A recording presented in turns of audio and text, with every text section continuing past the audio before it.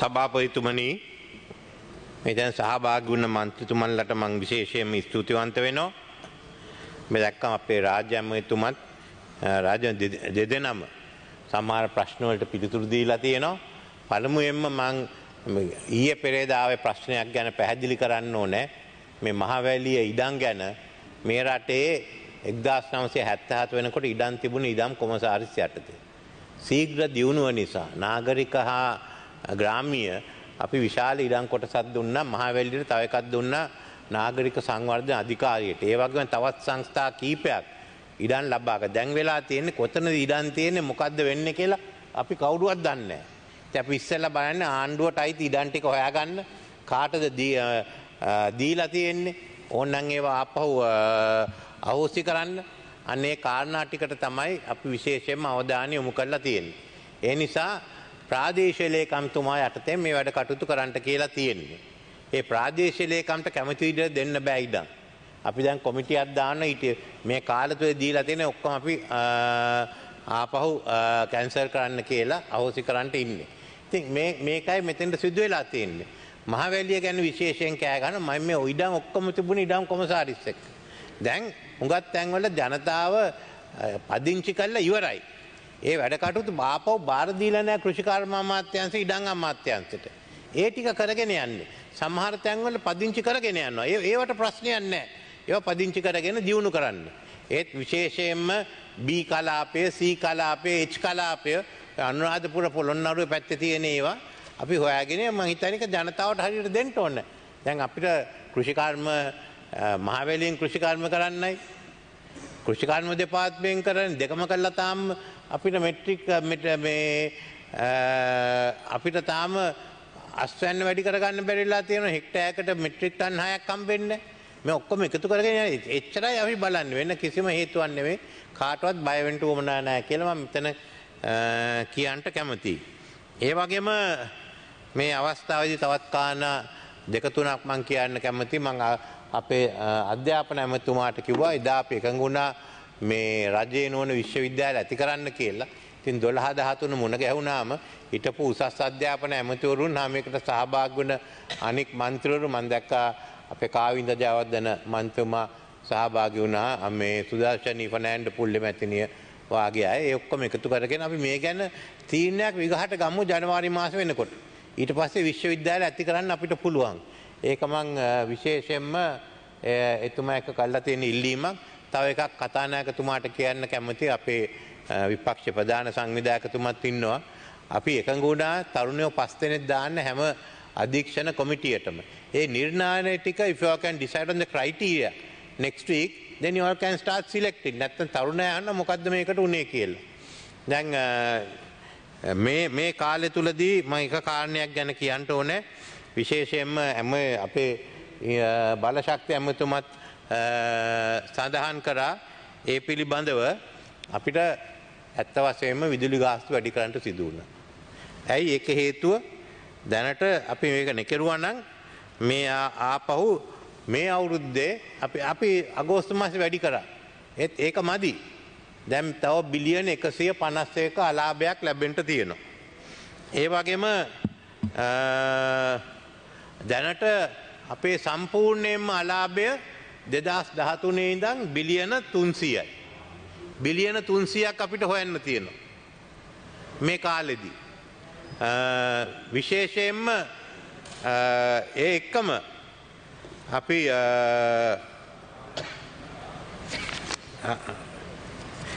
එන අවුරුද්දේ භාගයකට නියගයක් තියෙන්න වෙයි. නියගයක් තිබුණොත් අපිට උවමනයි වැඩිපුර රුපියල් බිලියන 420ක්. සාමාන්‍යයෙන් වර්ෂාව ලැබුණොත් බිලියන 352ක්. වැඩි වර්ෂාව ලැබිලා ගම් වතුර තිබුණොත් බිලියන 295ක්. දැන් මේවා අපි කොහොමද හොයාගන්නේ? අන්න ඒකයි ප්‍රශ්නේ. ආණ්ඩුවට ආදායමක් නැහැ. මුදල් මුද්‍රණය කරන්නද? එහෙනම් රුපියල බාල්දු වෙනවා.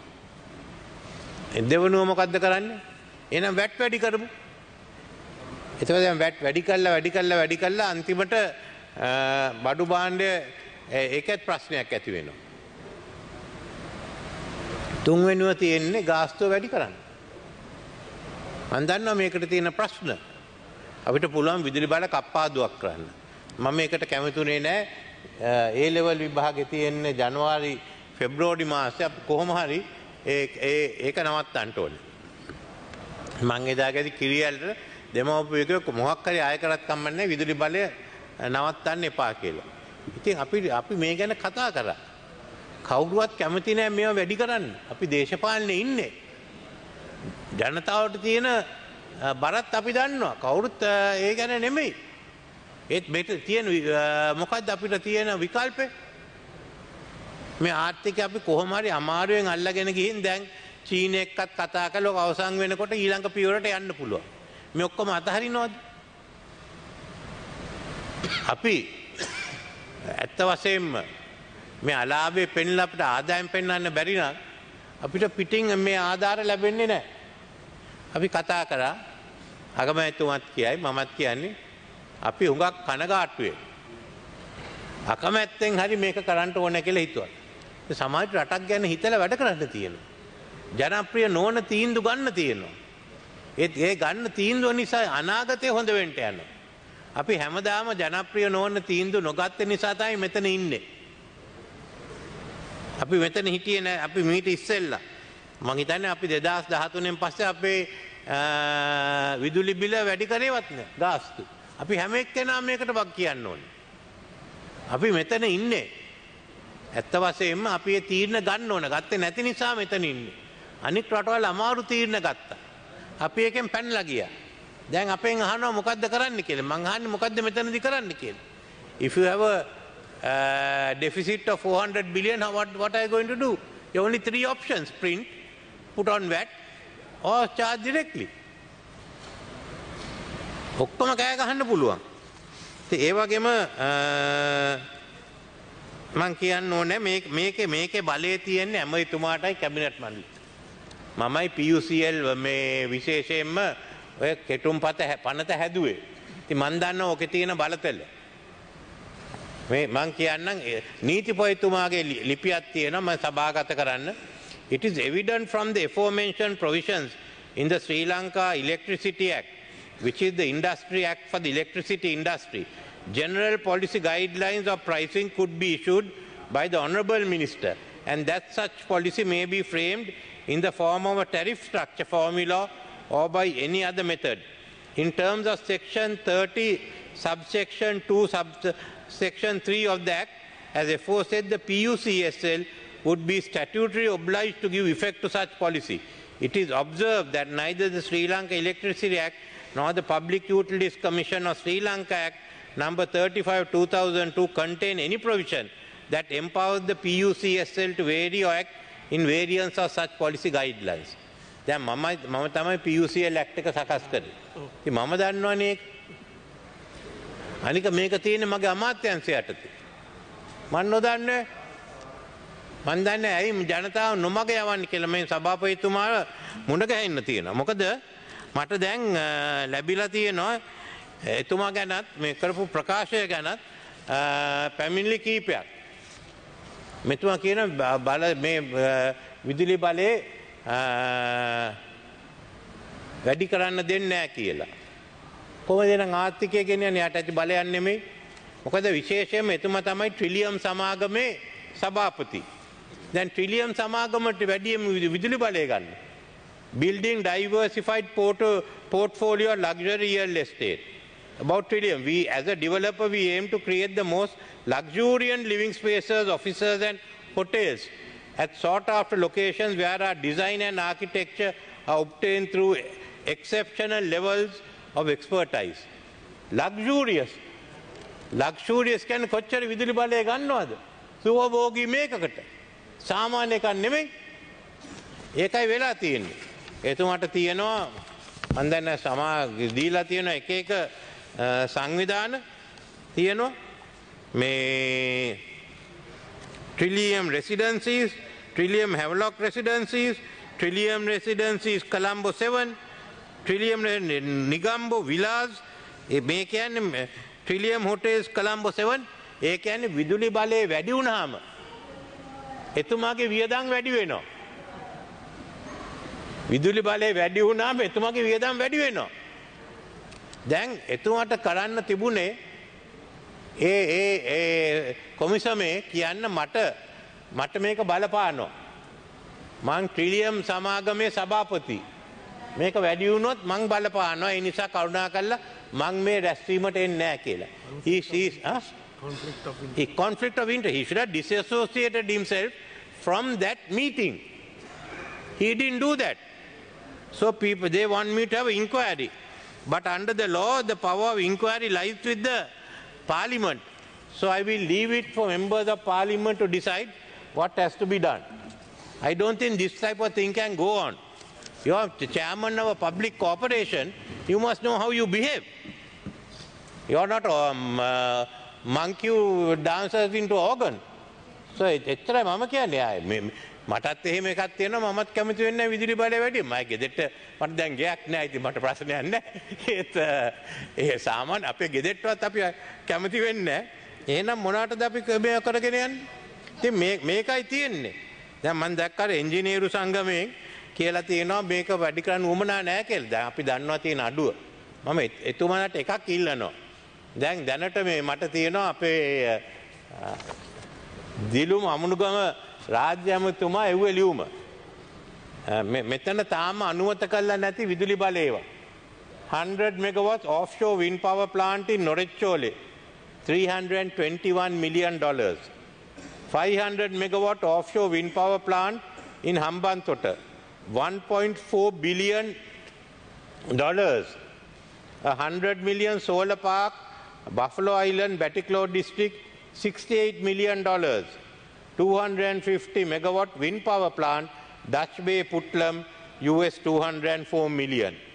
I would ask them first to pass this and then pass their resolutions against the increase of electricity tariffs. මෙන්න මෙහෙම කරනකොට මටත් කතා කරන්න පුළුවන්. තව හේතුවක් තියෙන මාස 6ක නොරිච්චෝලි වලට ගන්න තියෙනවා මේ මාස 6ක් අපි ගෙනෙන්න තියෙනවා ගල් අඟුරු. ඇයි? මේ මාස 6ට නැවකට යන්න බෑ. මම 2001 අගමැති වුණාම නොරිච්චෝලි එක නැවැත්තුවා ජපාන එක්ක. මේ මාස 6 ප්‍රශ්න නිසා අපිට මුදල් හිර වෙන නිසා මම අපේ ආණ්ඩුව පරාජය වුණාන් පස්සේ ආපහු ගිහින් කිව්වා ඊළඟ ආණ්ඩුවට මෙතනයි දාන්න ඕන කියලා. ආණ්ඩුව ගිහින් කිව්වේ නෑ දාන්න කියලානේ. ඒගොල්ලෝ කිව්වා මෙතනයි හරි තැන කියලා. ඒ කරපු අය දැන් නෑ ඒ විශ්‍රාම ගිහින් මම මතක් කරන්න කැමතියි. අපිට 2002 දී මෙතුමා කිව්වා කෑලි වලට කැඩුවා කියලා 2000 අපි ලෝක බැංකුවේ ආධාර අරගෙන මම හිතන්නේ අපිට විදුලි බලය ගැන වාර්තාවක් දුන්නා. ඒ වාර්තාව අනුව 2003 මේ පනතම මේ දැන් තියෙන කෙටුම්පත අපි ගෙනාවා. අන්බන්ඩ්ලිං කරු ජයසූරිය ඇමතුමා ගෙනාවා. මොකක්ද උනේ? අපි පරාජය වුණ 2004 ඒක ක්‍රියාත්මක කරේ නැහැ. ක්‍රියාත්මක නොකර ආපහු ගිහින්ලා මේ අයකව 2007 මේ පනත ගේන්න කියලා. 2007 පනත අනුව ක්‍රියා කරන්න පුළුවන්ද? කිසිම විදුලි බලාගාරයක් ඇති කරලා නැහැනේ. ඊළඟට 2017 18 19 මං කියන්නම් මේ මොකද මේ ලියුම් එවන නිසා.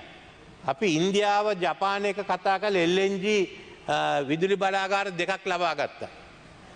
ඡන්දේ ඉවරලා අපේ ආණ්ඩුව ගියන් පස්සේ මොකද්ද මේ අය කරේ? ඒ වෙනුවට ඇවිල්ලා කිව්වා මේ තියෙන ගිවිසුම් අහෝසි කරන්න නැතුව කිව්වා නෑ අපි ගන්නවා කියලා මේ ඇමරිකාවේ නිව් ෆ්‍රන්ටියර් නේද? නිව් ෆෝර්ට්‍රස් එකට දුන්නා. ඊට පස්සේ නිව් ෆෝර්ට්‍රස් එකට අකමැති වෙලා ඊට පස්සේ දුන්නා චීනයි පාකිස්තාන්ට. දැන් මේ එකම භූමියේ ඉන්දියාවේ ඉන්නවා, ජපානයේ ඉන්නවා, ඇමරිකාවේ ඉන්නවා, චීනයේ ඉන්නවා, පාකිස්තානයේ ඉන්නවා. දැන් මේ ලෝක යුද්ධයක් ඇති වුණේ නොනැතිසේ තමයි ලොකුම දේ මෙතන. රුසියාව විතරයි නැත්තේ. මේ එක තැනකට දීලා තියෙනවා. ප්‍රධාන බලවත්තු පහකට ලෝක හැමතැනම හැප්පෙන අය. මේ අපිට යුද්ධයක් නැති වුණා. දැන් මේක විසඳන්න කියලා මට කියනවා. අන්තිමට LNGත් නෑ මොකුත් නෑ අපිට මෙතන. අර ඉන්දියාවට දුන්නේ දෙක දුන්නා නම් ජපාන එක්ක එවලේ මෙතෙන්ට එනවා. ඉතින් ඔය ලියුම් ලියන්න එපා. මම ඒ උපදේශ විතරක් දෙන්න. මට ආපහු ඒ ෆයිල් එක විවෘත කරන්න උවමනා නැහැ.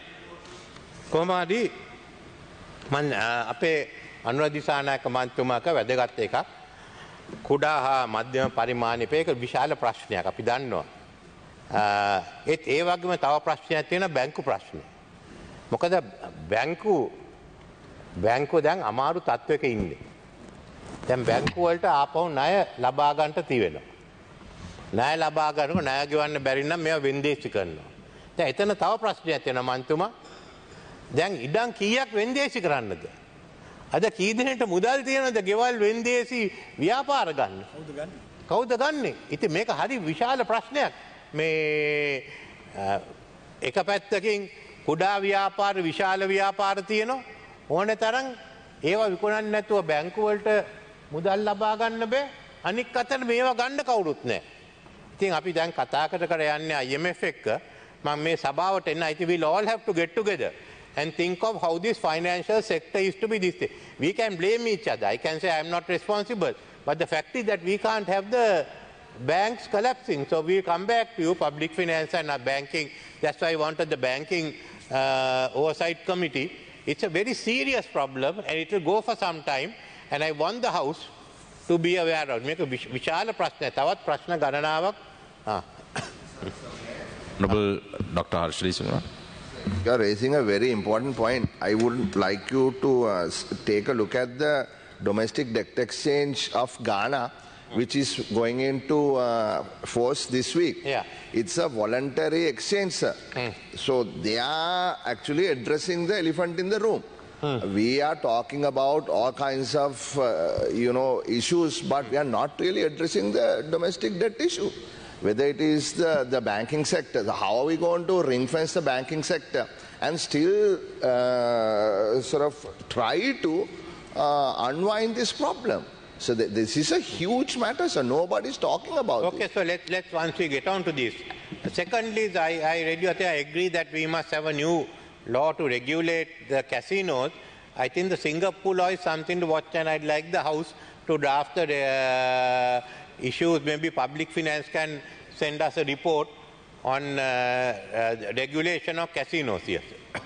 Honorable Dr. Harshali Silva. That notes, I appreciate that, because originally it was sent without a regulator. I know. So there is one thing, we got them to agree to a 30th September deadlines. So we hope they'll keep to it, because we were also aware. We are aware of the need for the casinos to come up, but the regulator must come up, sir, by the 30th of December. Singapore has not only looked at the aspect of regulation, but also the health aspect, which is one thing that's good in it. And then what do we do with the Sri Lankans? Are they to enter the place or not? They have their fundamental rights. You can't ask the foreigners to come and not them. On the other hand, so there are many social issues also that I think we'll have to go into and give a full comprehensive report on how casinos and how many casinos can we bear. We can't have a casino at every petrol station. So we have to decide down how many casinos that we want to have. Honorable Harshali Silva. Thank you, sir. On that, there are so many casinos online, sir.